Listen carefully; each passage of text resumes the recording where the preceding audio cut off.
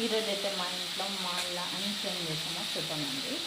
ఈరోజైతే Kanuma specials morning చేసిన బోటి గ్రేవీ ఉంది, అయిపోయింది బోటి. అండ్ ఇక్కడ వచ్చేసి మటన్ కర్రీ నా స్టైల్లో నేను చేశాను, ఫుల్ వీడియో కూడా అప్లోడ్ చేశాను చూడండి. అసలు ఎంత మంచిగా ఉందంటే అసలు. ఇక్కడ వచ్చేసి చికెన్ పకోడీ,